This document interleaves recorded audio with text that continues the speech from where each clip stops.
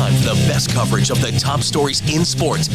The Sports Wrap with Jason Page starts now. It does on this Tuesday. Thank you for being with us. Thank you, Chad Erickson, for that introduction. We got a lot to do over the next 60 minutes. Really a lot to catch up on from the 3-day weekend, as we did an abbreviated edition of the show on Memorial Day.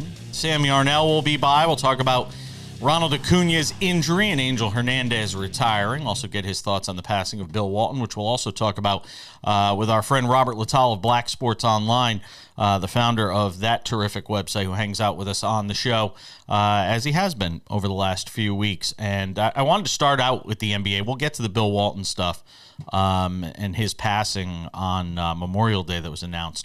But I want to talk to you about this NBA postseason, which, while the games have been entertaining, has put us in a position where, and it feels like this happened, I don't know, last year or the year before, where we're going to be without basketball, and you're going to have to, if you're the NBA, try to sort of ramp up again, because we may go 8 or 9 days without any basketball.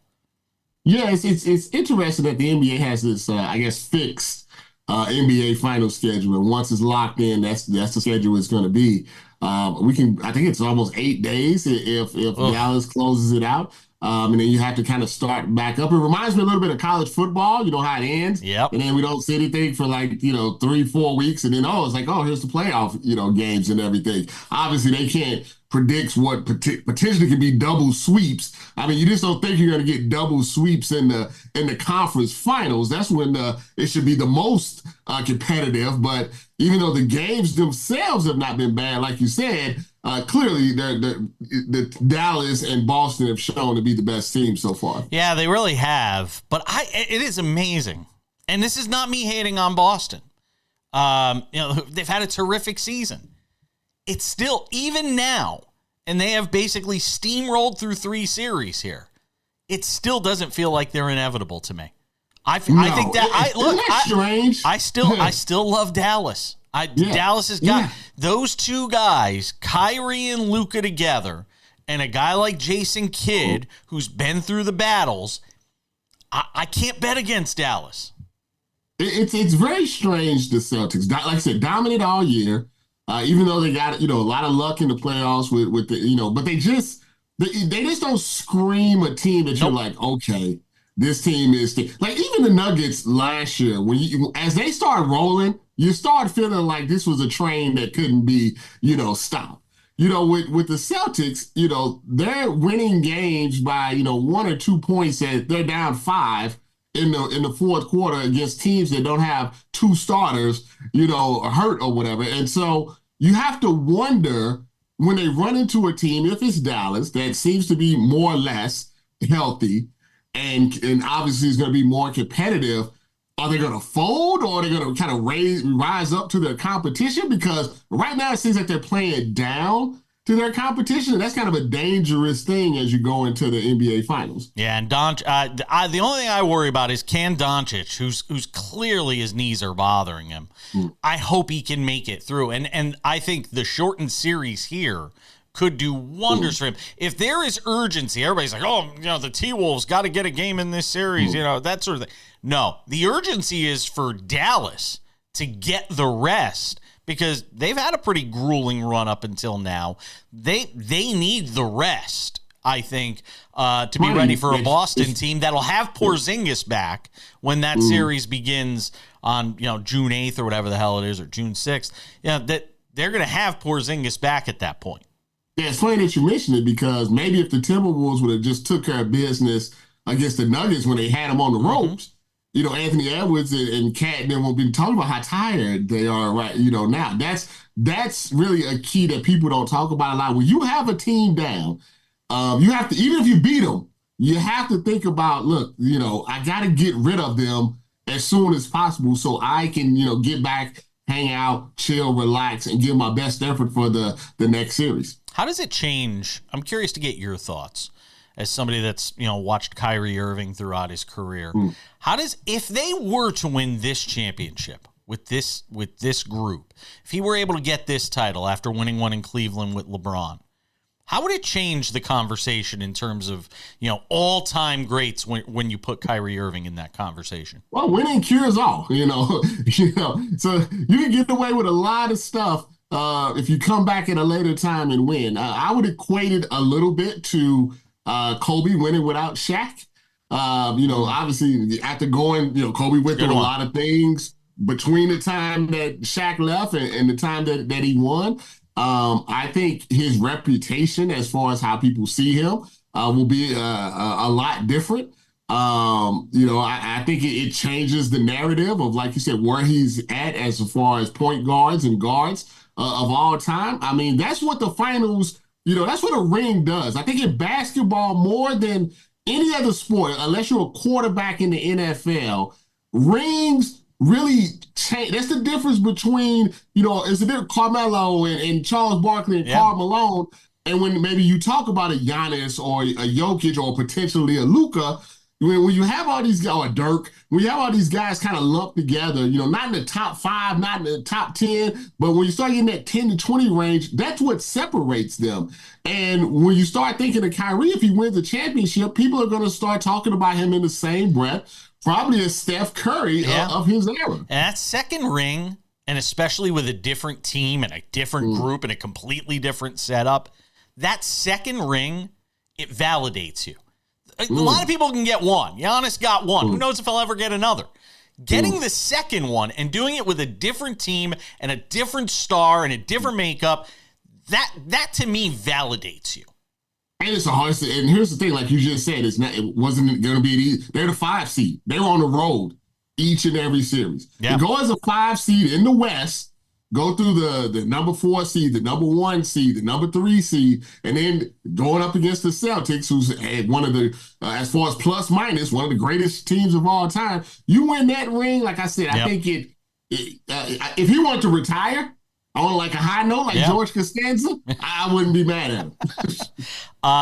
I was lucky in my life to meet Bill Walton once. We only got about 45 seconds here, but we'll continue this when I have you back in a couple segments. I was lucky enough to meet him once in my life, and it was about 20 years ago when I was working for this company nobody had heard of called Sirius Satellite Radio.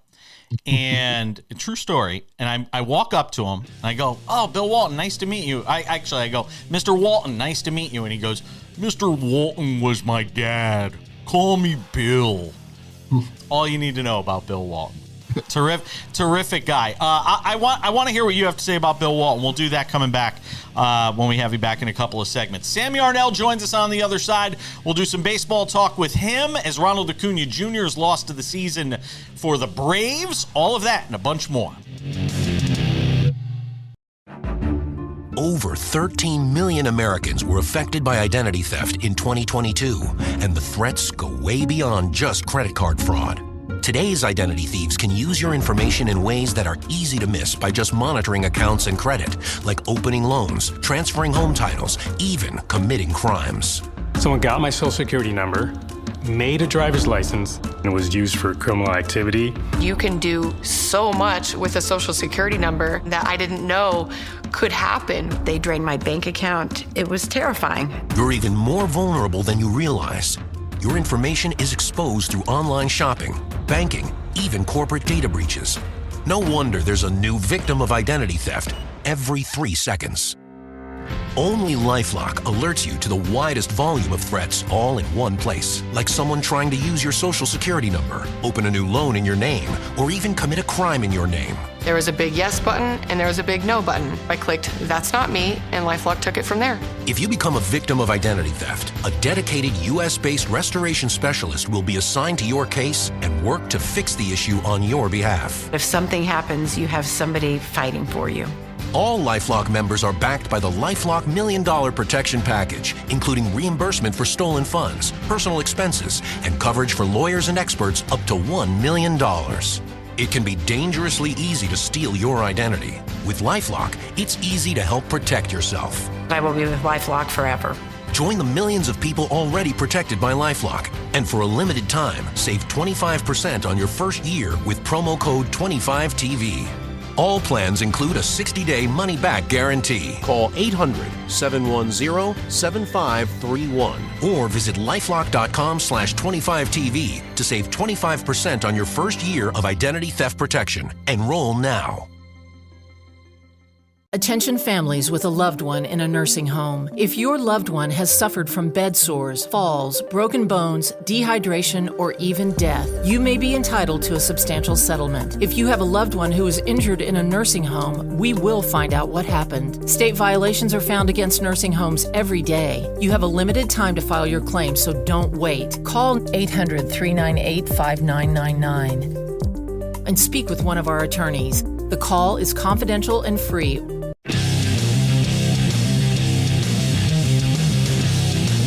So good to have you with us on this Tuesday edition of the program. Thanks to Robert Littal for hanging out with us. He'll be back in about 10 minutes. Black Sports Online. Got some business to take care of, let's just say. We're going to address the elephant in the room. Kind of clear the air on some things. We bring in Sam Yarnell from an undisclosed location, a hidden bunker somewhere where the books can't get to him. With a nice painting, though. It isn't. It just looks like somebody said, hey, there's nothing on this wall. We need to put something on it. Hey, look, here's this thing in the corner. Let's put it up. That's what it looks like. Can I just say that? I just did. I guess I can. No? Not going to tell. Not going to tell whoever furnished that room. No. Not my designing. No. All right. Not your flavor. I get it. Okay. So, a lot of news from baseball that I want to get to with you. But I know you wanted to also comment on the passing of Bill Walton at the age of 71, which we were just talking about in the last segment with our friend Robert Littal. And look, I mean, he is a larger-than-life figure. Everybody's got a story to tell or something they want to say about Bill Walton, so I wanted to let you weigh in on that. Yeah, you're right, Jason. I mean, as you know from meeting him in person, larger than life. But a couple of things, right? I think weirdly, it was absolutely poetic that Bill Walton passes away the day after the final Pac-12 championship game in conference history. Weird fact of life that you'll kind of just never forget, because that was a guy who embodied that conference. And obviously I'm not old enough to have remembered him as an athlete, but I remember him as a commentator, and certainly as an insomniac staying up watching those Pac-12 after dark basketball games thinking, you're the only person watching. Who else in the world is watching this, UCLA Arizona basketball game at 1:30 in the morning on a Wednesday? But then Bill Walton will say something crazy or would say something crazy, and you'd be like, oh yeah, everyone's watching. Of course, it's Bill Walton. The guy was a star in every sense of the word and didn't carry himself like one. He was a special talent in terms of broadcasting, and I'm sure he was a special talent in terms of playing basketball. Obviously, the world just lost a great person. He always made watching whatever you were watching with him just feel more like family. So the world's worse without him today, but, just happy for the time that we got to have with him on this planet. Well said. Very well said.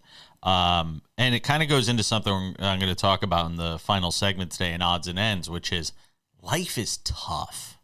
Life can be really difficult. And it was not easy for Bill Walton. And you never heard him complain. So that's something I want to talk about, and we'll do that in Odds and Ends. Life is tough for Ronald Acuña Jr. Man, alive. I mean, he tore his right ACL a few years ago. Now he's torn his left ACL. And you can only imagine what's going through this young man's mind as he has to battle back from another one of these. He's going to miss out on another season. Take it from the perspective first of the injury, and then we'll talk about what it means for the Braves. But just talk about what this young man has to be going through right now. Because to me, I don't know how you do. I don't know how you do it. Like I don't know if I've ever heard of somebody having this happen. Like such a big star tearing one and then tearing the other. I don't know if I've ever heard of it happening. You'll hear about guys tearing one and then tearing the same repaired one, right? But yeah, this is very rare. Or the weird Tommy cases John where guys twice, somebody having Tommy John twice. But this is crazy. This is career altering. This is very unfortunate. I delved into Braves Twitter way more than any non-Braves fan ever should right after this happened. And it feels like pretty dire for the Atlanta fan base. And I think they understand that at this point, you're talking about a center fielder who relied a lot on athleticism, having now torn both of the key ligaments in his knees, in each of his knees. This is very, very bad for Ronald Acuña Jr., a guy coming off of a historic season, your MVP favorite coming into the year.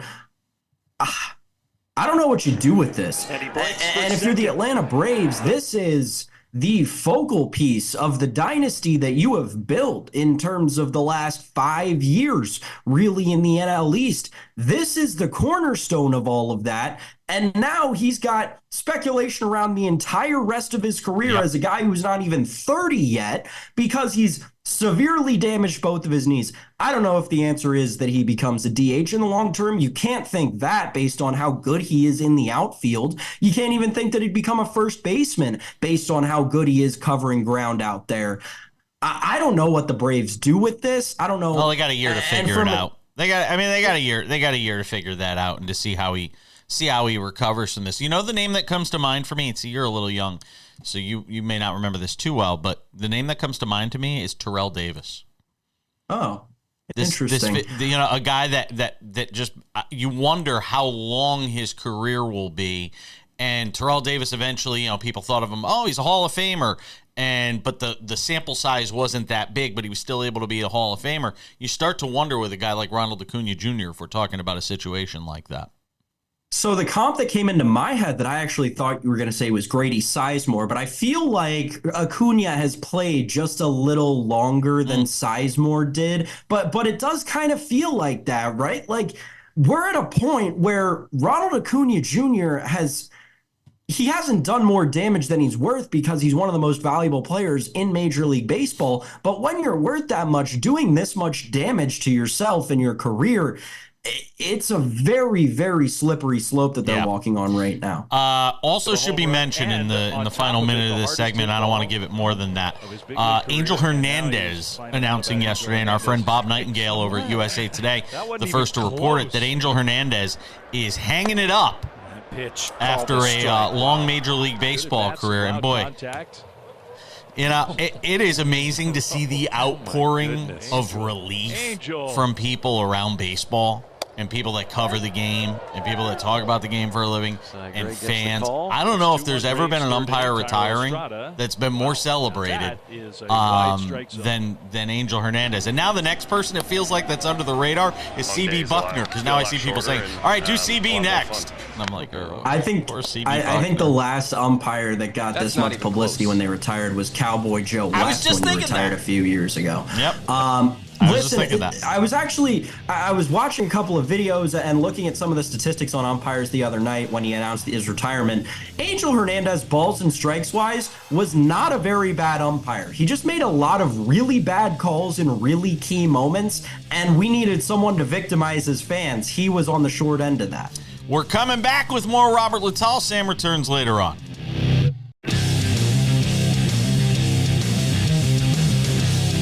All right, we keep the conversation moving on this Tuesday. We bring back our friend Robert Littal, Black Sports Online founder, hanging out with us. A lot to catch up on from the weekend that was. We'll get to the elephant in the room coming up here in a couple of minutes, but I didn't want to give you short shrift when it came to Bill Walton and his passing. Yeah, so I would see Bill Walton when, while I was out covering the NBA or covering the March Madness, Final Four, like you was talking about, hi, Mr. Walton, nice to see you, quick handshake. But the actual funny story that I have about him is, for whatever reason, just like me, he flies Southwest a lot. and for someone his size, I would think that, he wouldn't do that, but he would fly Southwest Airlines. So one time we were both at the airport, and Southwest, as you know, is pick your own seating. And you can be in the A group, the B group, or the C group. Yeah. Obviously, if you're in the C group, you're going to have a tough time, finding the seat that you want. Well, he was in the B group. And when all the A's lined up and saw that, he was not lined up, all of these people went up to him and said, "Hey, Mr. Walton, I switch seats with you. I know, he's had a bad back, all this stuff. I switch seats with you. You can go ahead of me, please, please." And Bill was like, "No, no, no, no, no." And he looked at everybody, he said, listen. He said, "Hey guys, I had to book this flight really late. That's why I'm in the B group. But listen, I'm just like all of you guys, except that I beat Dr. J in the NBA Finals." that is everybody just kind of cracked up, and that's the way I will remember him. That is Bill Walton in a nutshell. I want to talk about for a couple of minutes. I don't normally like to have things revolve around me, and as I pointed out yesterday in a post I put up on X about Stephen A. Smith, I hate the idea sometimes that sports revolves around not the athletes who are doing these amazing things on the court, ice, field, pitch, whatever it may be. No. It revolves around the people talking about it. Whether it's a Stephen A. Smith, a Pat McAfee, a Colin Cowherd, a Skip Bayless, all these different guys who wind up sort of taking the spotlight away from what we should be talking about, which is the athletes. And I went after Stephen A. Smith on this story that's out there with him talking about Jaylen Brown. With the guys on First Take on Friday, and basically making a statement about him, and they're having this conversation where they're all giving their opinions, and he calls up an unnamed source who had texted him. Just so people know, for context, here's that moment. Read to y'all what an NBA source just sent me. He said, "Jaylen Brown, it's not so much that he's underrated, it's that he's just not liked because of his, quote, 'I am better than you' attitude. He knows it. It's the same reason he is not as marketable as he should be." That's what an NBA source just sent me. I don't know that to be the case. I like Jaylen Brown. I know a lot of people that like Jaylen Brown. But again, when you think about marketability, that's what that person was alluding to. So I wanted to give it the full context, and he went on even more so after that to try and wax poetic about Jaylen Brown. But the problem is, you can't just say that and think that people are going to listen to everything else after. That's what people hear. That's the comment that people hear. And it's from an unnamed source. And Jaylen Brown came out and said, "Hey, name your source." Isaiah Thomas came out and said, "Hey, name your source." A lot of people were kind of upset about the fact that he used an unnamed source to sort of trash Jaylen Brown. And then he tried to hide behind the idea of, "Well, I'm a journalist. So I'm not going to name my sources." And my point in this post that I put up, this lengthy post I put up on X, was, you're not a journalist anymore. You're an opinion giver. You're Rachel Maddow for sports. You're Sean Hannity for sports. That's what you are at this stage of your career. Show me your bylines. There's no bylines anymore from Stephen A. Smith. You're an opinion guy. That's what you are, and that's fine. I don't have a problem with that. But don't then try to hide behind the idea of being a journalist when you're not a journalist anymore. I'm curious to get your thoughts. Well, I think, like I said, at times ESPN wants to be, and Stephen A. Smith wants to be like the WWE. He wants to be The Rock. He wants to be Stone Cold Stephen A. Smith. But then when he gets a little pushback on that, then he wants to be Walter Cronkite. He wants to be CNN. He wants to be Barbara Walters. And you can't have it, both ways. And as I try to explain it to people, is that we all get texts. We all have sources. We all have people telling us how they feel about certain athletes or entertainers, and we get those on a daily basis. And we have to make those decisions on how we're going to put that information out, or if we're going to put that information out. If I got a text right now that said, "Hey, I got a photo of Stephen A. going into the ESPN CEO's house, wife is there alone," and I get that text, and I can go on YouTube, or I can go on Twitter and whatever and post that. And even if it's not true, people are going to run with it. People are going to think. And I can hide behind the fact that, hey, it was just a source. I trust my source. Why wouldn't I put it out there? I don't personally believe it, but hey, I just wanted to make sure that you guys knew. And it's not even so much reporting anymore. It's gossip. It's hearsay is what it becomes in this form. Yeah, and I think and I try not to be a hypocrite because I've done it, myself. I have to parse through that type of information, all the time. The difference is, I think, is that it's an accountability issue. Is that when 99% of the people are telling you, hey, you could have kept, if you didn't think it was true, you got to keep that in the bottle because once it's out the bottle, you can't put it back in. Now there's going to be people that think Jaylen Brown has a huge ego or people don't like him or he's not marketable because you have this massive platform and the responsibility when you want to be famous, you want to be the star, you want to be the one they show the video walking into the arena. Uneasy the head that wears the hot take crown. Yep. And he should know that by now from the stuff that happened with Trump, the stuff that happened with Kyrie, KD. You can't go on TV and say, don't make an enemy out of me. And then have people be confused when people are like, why would you say that about him? Is he an enemy of yours? Things like that, I think if Stephen A took a little bit more accountability, if he just said, something in retrospect, I could have kept that to myself. I apologize, Jaylen Brown. It's not a story anymore. And then people go about their day. And I think that's one thing that ruffles people's feathers is that if everybody, even your own people, the people that like you are saying, something, Stephen, that was a bit too much, and you just don't have the capacity because you make so much money and you're so famous to just say, I'm sorry, I was wrong. That's what I think irritates, a lot of people about First Take and about him. Robert Littal, founder of Black Sports Online. Appreciate it, my friend. We'll see you next week. All right. Sounds good. We're coming back.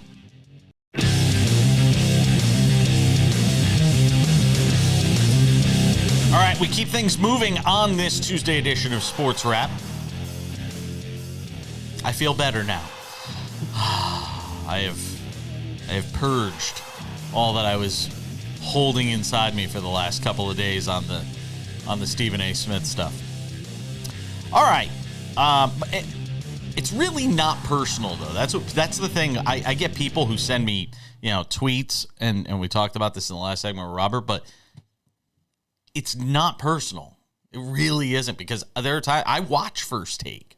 If I hated somebody, I would not watch the show they are hosting. Trust me. If Steve Cohen, who I used to work for at Sirius, was hosting a TV show at 9 a.m. Eastern or 9 a.m. Pacific on a weekday morning, I would not be watching. I can promise you. That doesn't happen. All right. Without any further delay, let's bring back Sam Yarnell. Talk about some NHL playoffs. Playoffs, because God knows the NBA conference finals have sucked. I actually shouldn't say that. Games have been close, Sam. Games have been close. But reality is we're, one win away from the Dallas Mavericks and Celtics meeting in the NBA Finals in a series that's going to start like 17 days from now because of the fact that both series could wind up being sweeps. That is not the case in the NHL, where you've got the Rangers and Stars now with 2-1 series leads. And the Rangers, after dropping game one in resilient fashion, have taken the last two games and now have themselves in a position where they have taken back home ice advantage. They've won 2 overtime games in a row, by the way. Shout out to, me, because I said take the 3 overtime game bet before the series started. I think it was like plus 750. It's got a good chance of cashing right now. They'd probably be offering you a cash out on that, right, Sam? Would they offer a cash out on that? Those things are weird, right? Because like the Shesterkin bet that I gave out for that series, the 25 plus saves in each game at plus 390, I believe, you'd think that I'd be getting offered a cash out on that too. He's had 25, 26, and 33 saves in each of the first 3 games, but no cash out. So those things are weird with the props. Sometimes they just won't offer a cash out, especially on something that's such a high number like that. Cash out's more common on your straight bets, on your outright winners, so on and so forth. Okay. Well, if you got the opportunity to cash out, you should, because you've already got 2 of them right now as far as overtime games are concerned in that Rangers-Panthers series. And look, the Rangers struggled to find scoring opportunities in the first 2 games in this series. And even in the third game, they're not necessarily getting a zillion shots on goal. It's not like they're peppering Bobrovsky, but the opportunities are getting better and better, it feels like.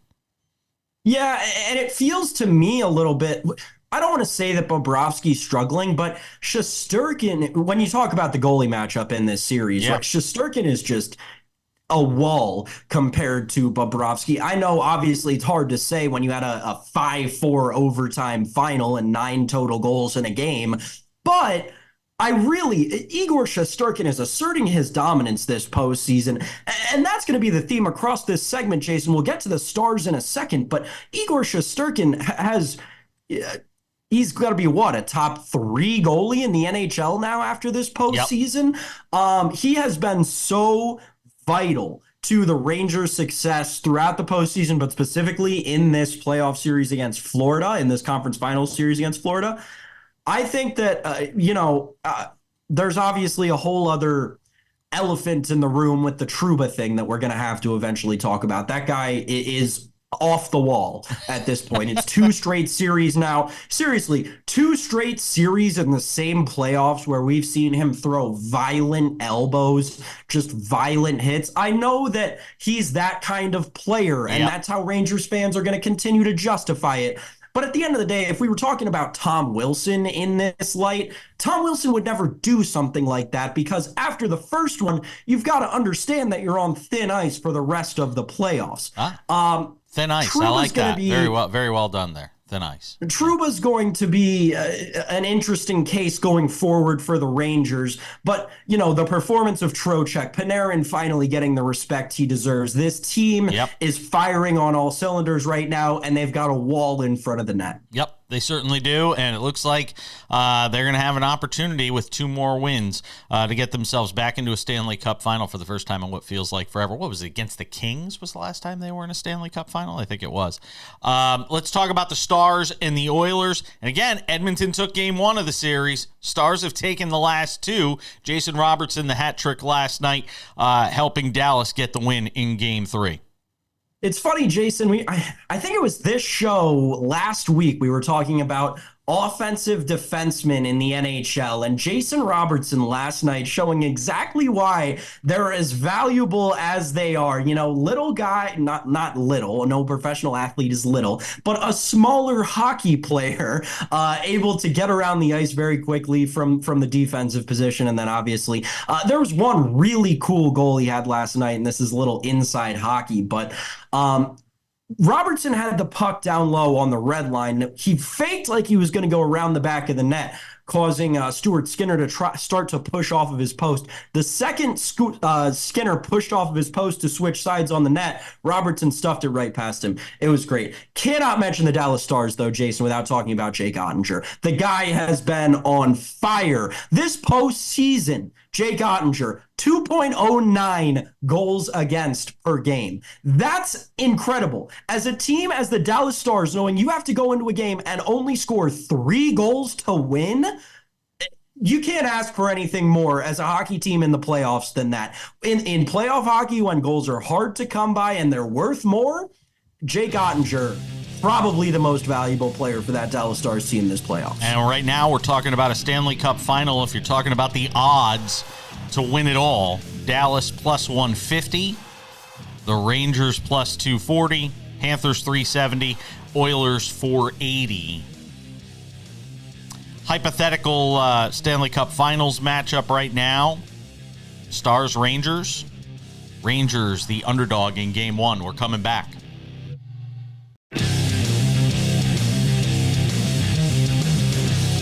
Odds and ends coming up in about 10 minutes.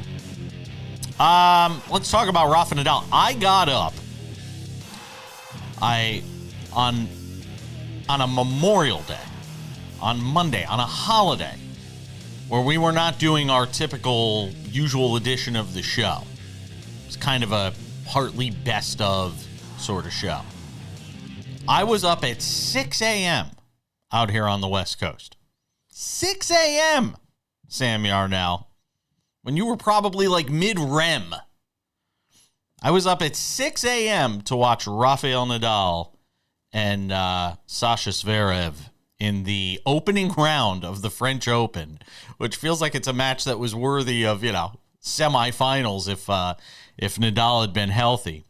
And Zverev wins in straight sets, and I was texting with Patrick McEnroe while I was watching the match because he's at Roland Garros. I said, it's hard, man.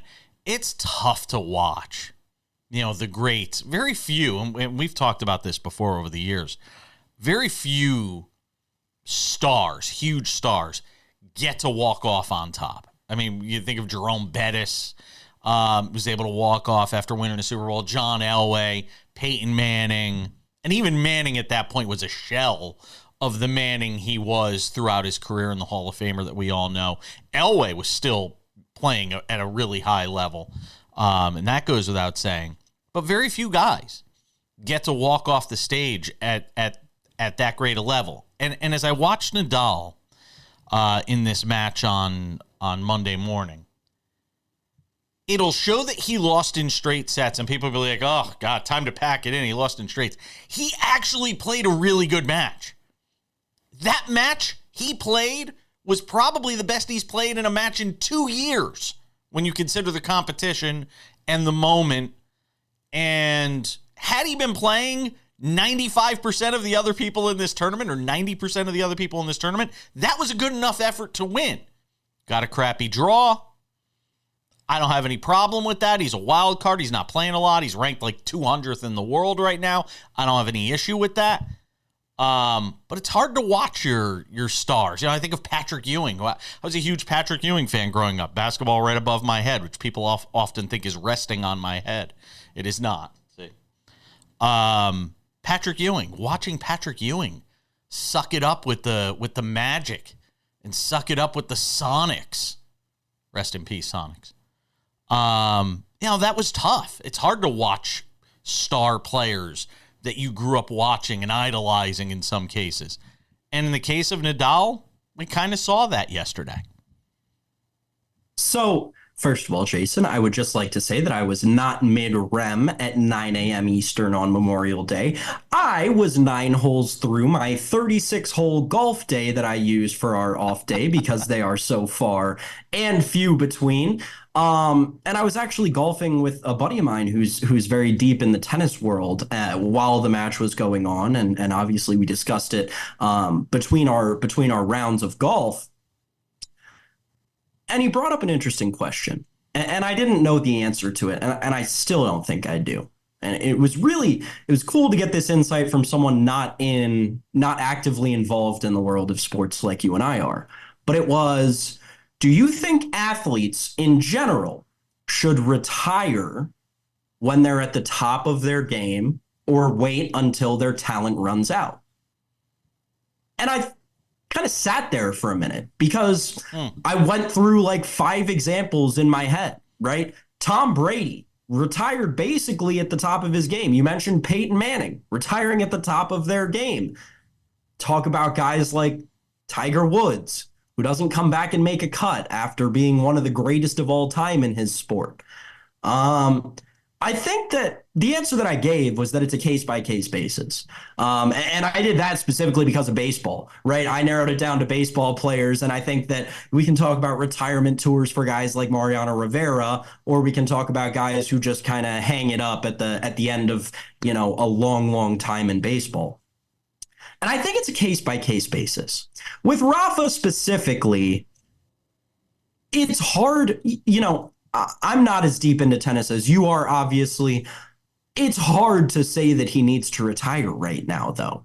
We've seen him play competitive tennis at a high level, and that's not to say that tennis is unlike, these other sports that we're talking about, but I do think that it does separate itself from these other sports in this area specifically. We see tennis players leave the game and come back. We see tennis players play until they're very, very old. Look at Roger Federer. Venus. At the end of the day, look at Venus Williams. Venus Williams, perfect example. 40 years old. Or someone going out on top, Serena Williams. It's all case by case when you talk about this kind of thing. I do lean towards athletes playing until their talent runs out.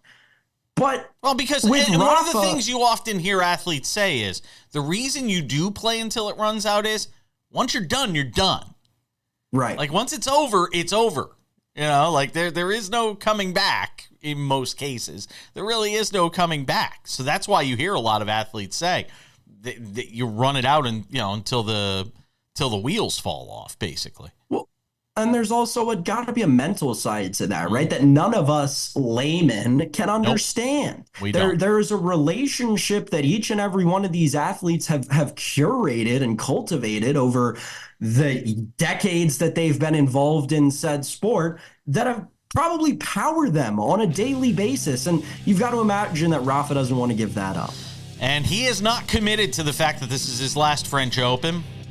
But let me tell you, the idea that Djokovic was in the crowd, Alcaraz was in the crowd, these guys all sensed something special might be happening yesterday in terms of this being the last go-around for Rafa Nadal. We're coming back with Odds and Ends. Sam, we'll see you tomorrow.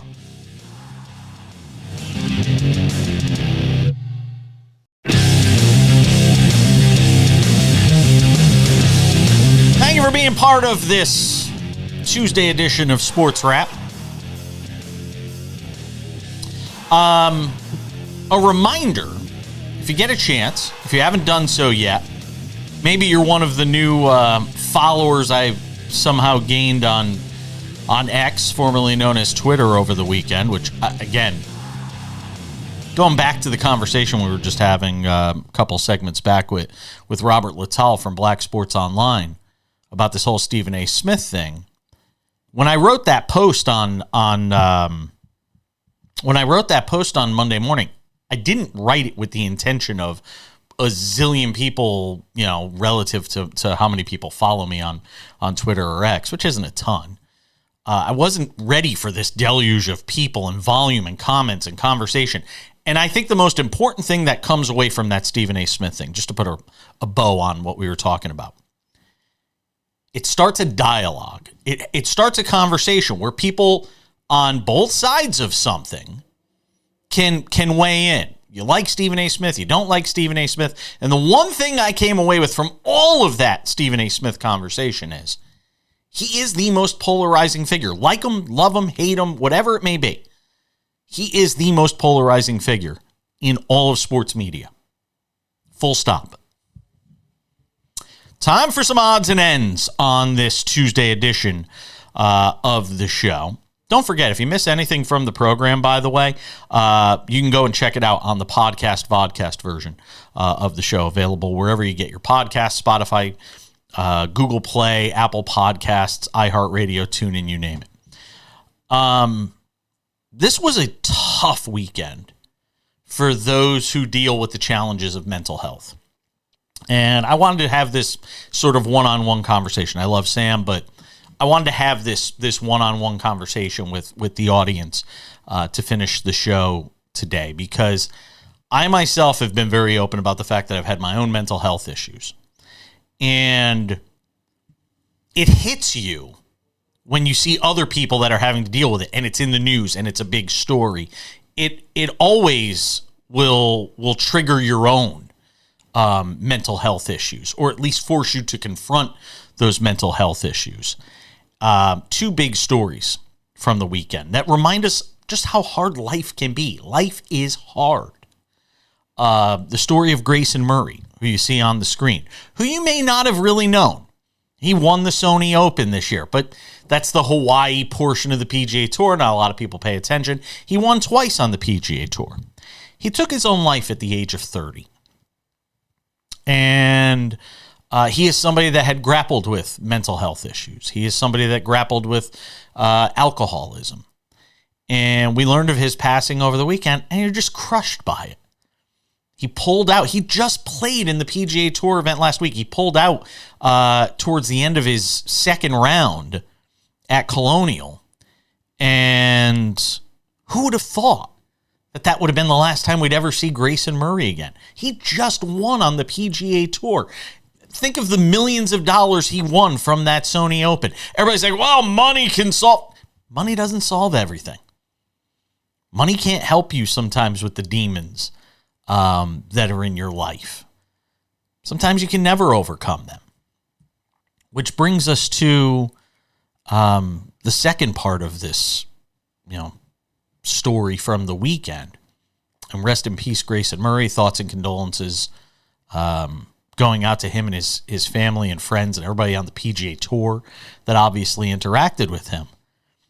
But Stan Van Gundy, who is a friend, a dear friend to me, for reasons I don't have enough time to even go into, somebody very special in my life, that I got to know working at NBC Sports Radio when I was there and have stayed in contact with over the years.